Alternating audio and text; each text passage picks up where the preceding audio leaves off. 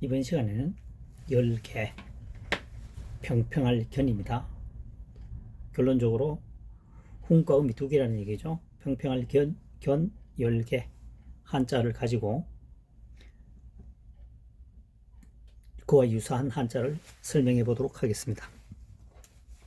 2번 열개 모양형, 형벌형, 가시나무형이죠. 2번입니다. 문문입니다. 문문이죠. 문문. 열개자입니다. 그래서 문을 연다는 뜻이죠. 열개자가 되겠습니다. 통상적으로 보면 열개로 사용할 때는 이 아랫부분을 쓰죠. 부분은 독립적으로는 잘 사용되지 않다라고 보시면 되겠습니다. 1번. 도미 역할을 한다는 얘기죠. 3번입니다. 모양형이죠. 평평할 견입니다. 평평할 견. 트럭3이죠.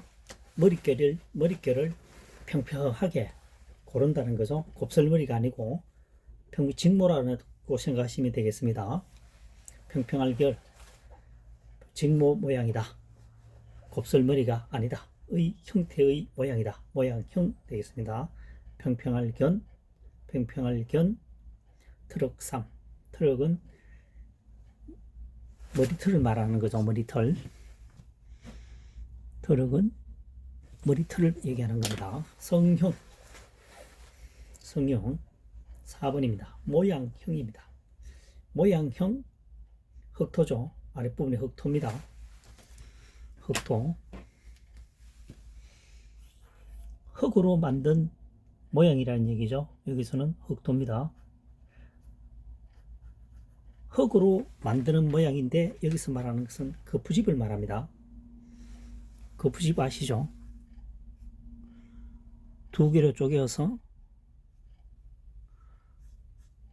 합쳐서 부어 넣고 일정한 시간이 나면 분리해서 어떤 형태를 만들기 때문에 여기서는 똑같은 물건을 계속해서 만들어내는 거죠. 그래서 주형입니다. 부을주자죠. 부을주. 쇠녹일주입니다. 쇠녹일주, 주형. 그래서 모양형 되겠습니다. 그 다음 5번입니다. 형벌형이죠. 형벌형입니다. 평평할 견입니다. 이때는 평평할 견 해도 되고 열개로 해도 되겠습니다. 칼을 열어서 칼을 끄집어내어서 형벌을 가한다는 거죠. 그래서 평평할 견으로 또 풀이하게 되면 과거에는 이 작두를 이용해서 이 사람 목입니다. 이게 사람 눕혀놓고 작두로 가지고 사람 목을 잘랐습니다.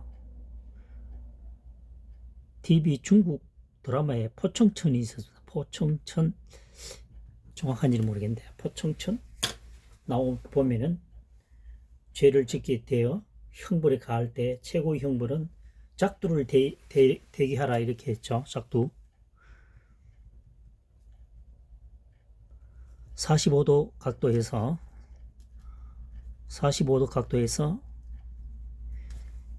평평해지면은 칼날이 들어가 버리는 거죠. 목이 잘린다는 얘기입니다. 그래서 형벌을 가한다는 얘기입니다. 형벌 형자가 되겠습니다. 형벌이죠. 형벌. 그 다음 6번째 가시나무형입니다. 풀초죠. 풀초물입니다.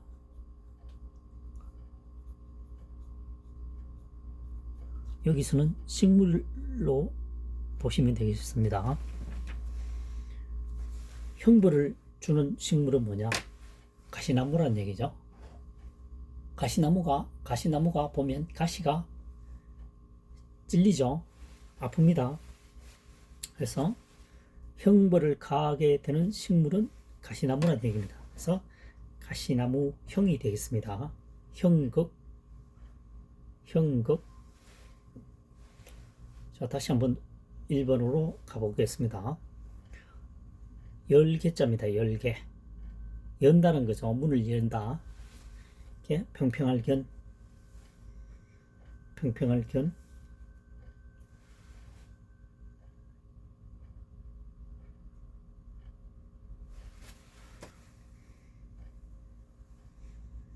자, 이것을 풀이해 보면 이렇게 되면 덜공입니다. 덜공. 덜 올리다는 뜻입니다. 덜 올리다. 덜어 올리다. 하나의 일이죠. 동일하게 들어 올린다는 거죠. 동일하게 들어 올리니까 어떻게 됩니까? 곡선이 아닌 직선이니까 평평한 거죠. 그래서 이 한자는 평평할 견이 되겠습니다. 열개자죠. 문을 연다는 뜻입니다. 그래서 열개자가 되겠습니다. 열개자로서는 2번을 많이 사용하지 1번으로서는 잘 사용하지 않는다. 단독으로는 잘 사용되지 않는다는 얘기입니다. 1번은 도우미 역할을 많이 한다. 지금 도우미 역할을 열심히 하고 있죠. 열심히 도우미 역할을 하고 있습니다. 3번 모양형입니다. 터럭삼 평평할 경, 평평한 머릿결이라는 얘기죠. 그 모양입니다. 모양형 되겠습니다. 성형. 다음 열개자는 계명, 밝음이 온다는 얘기죠. 계명. 문화가 발달된 상황을 계명이라고 합니다. 4번 모양형입니다. 형벌형, 형벌형.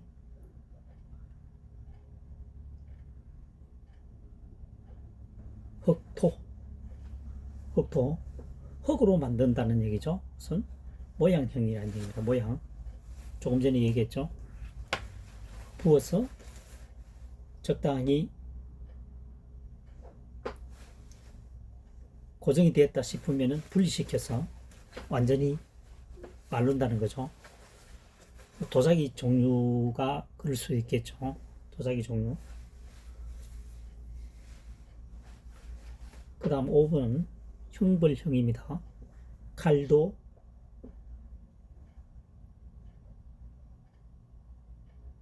평평할 경우 설명했죠. 45도로 봤을 때에 이게 평평하게 되면 목이 잘려 나간 상태죠. 작두, 중국의 드라마 포청청 사형에 처할 때 작두를 이용해서 목을 잘랐습니다. 하나의 형벌이 되겠죠. 최고의 형벌이 되겠습니다. 형벌형. 그 다음 6번 풀초머리. 이것은 풀이 가시나무다니까 설명이 어색하니까 조금 확대해서 식물로 생각하면 되겠죠. 식물이라고 가정했을 때 식물 중에서 형벌을 가할 만큼 꼭꼭 찌르는 나무는 가시나무다. 그래서 가시나무형이 되겠습니다. 형극. 지금까지 설명하고 있는 한자어는 기본적으로 10개 평평할 견자를 포함하고 있는 한자어가 되겠습니다. 유사 한자어를 가지고 주어진 한자만을 가지고 최대한으로 학습하는 설명법을 얘기하고 있습니다. 지금까지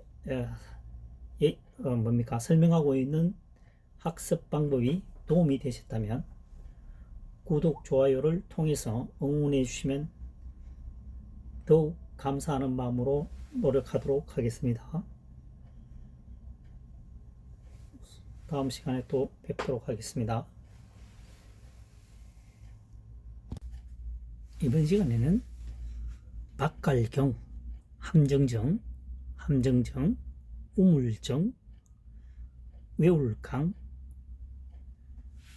한자어에 대해서 바자 분석을 통해서 설명해 보도록 하겠습니다. 공통어는 공통적인 사항은 우물정자가 들어있습니다. 1번 풀이해 보겠습니다. 박갈경입니다. 좌측에 있는 한자가 쟁기래자죠. 쟁기래. 우물정입니다. 쟁기를 이용해서 우물정자 형식으로 좌우로 왔다 갔다 하니까 밭을 가는 거라는 얘기죠. 그래서 박갈경 되겠습니다. 땅지자죠. 경지, 땅을 갈다라는 뜻입니다. 두 번째, 함정성입니다. 구멍혈이죠. 구멍혈입니다. 구멍혈, 우물정이죠. 구멍을 내는데 우물 형태로 구멍을 낸다는 거죠. 결국은 함정을 만들었다는 얘기입니다. 그래서 함정정 되겠습니다. 함정 나오죠. 함정. 그 다음 3번 함정정입니다. 언덕부죠. 언덕부. 언덕에도 우물정자 형태로 구덩이를 팠다는 얘기죠. 그래서 함정이라면 구덩이죠. 구덩이. 우물정자는 구덩이가 되겠습니다. 구덩이. 우물을 땅을 파서 지하수 물이 나올 때까지 땅을 팔죠. 그래서 위에서 보면 이걸 구덩이처럼 보입니다. 함정정이 되겠습니다. 4번 우물정자입니다. 우물정에 점이 하나 찍혔죠. 그래서 우물정 되겠습니다. 동일어가 된다는 거죠. 4획, 5획 같은 한자입니다.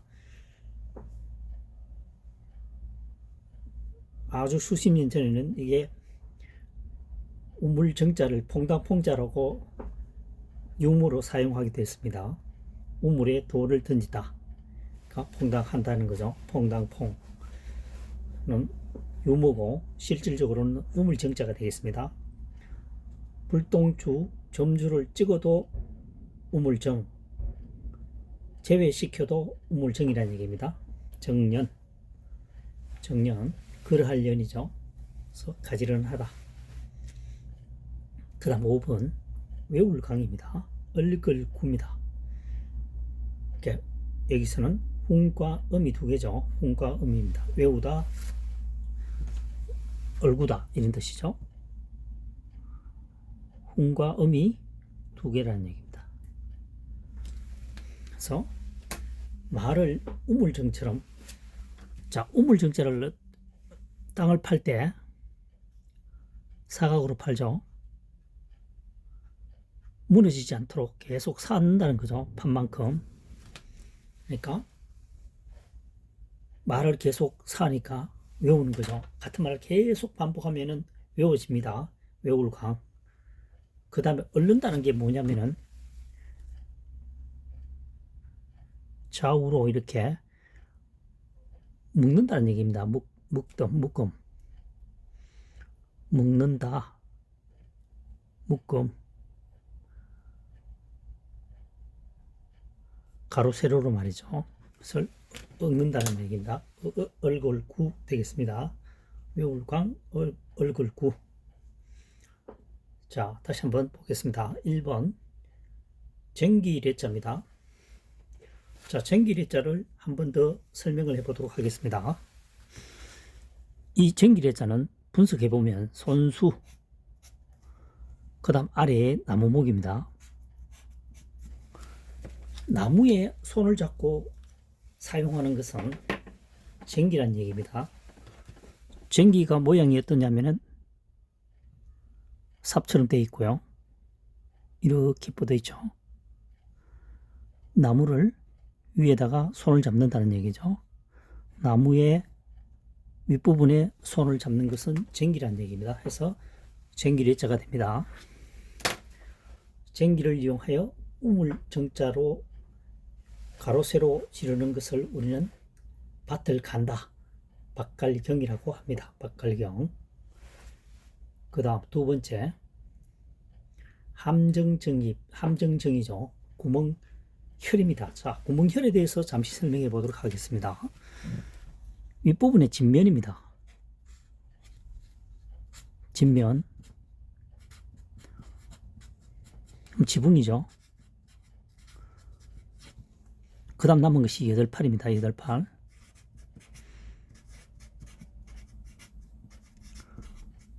여기서는 나누다, 숫자 8이 아니고 나누다, 나누8로 사용되었습니다.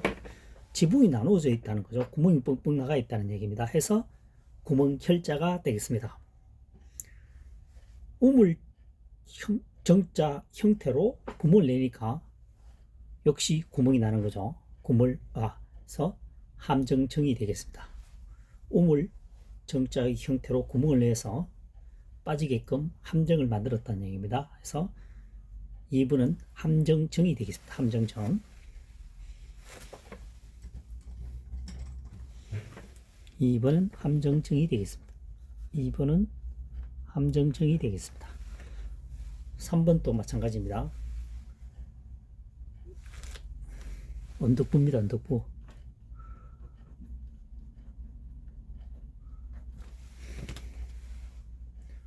자, 언덕에 우물정자 형태로 함정을 만들었다는 얘기입니다. 함정정이 되겠습니다.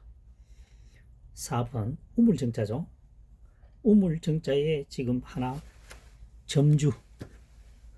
점주가 포함이 되어 있습니다. 포함. 획순이 하나 더 많다는 얘기죠. 획순이 1획이 더해져 있습니다.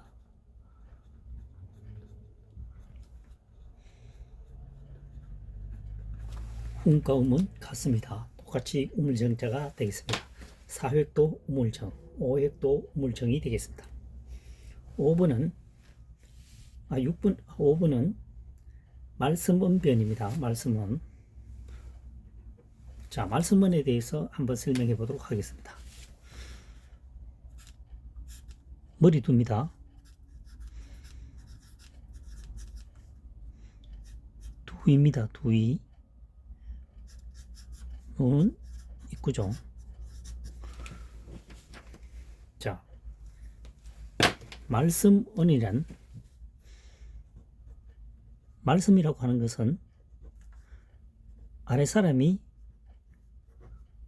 윗 사람에게 대화를 하는 형태입니다. 그래서 윗 사람에게 말을 할 때는 조심을 해야 되기 때문에 입으로 말할 때는 머릿속에 2번 생각하고 말을 해야 된다는 얘기입니다.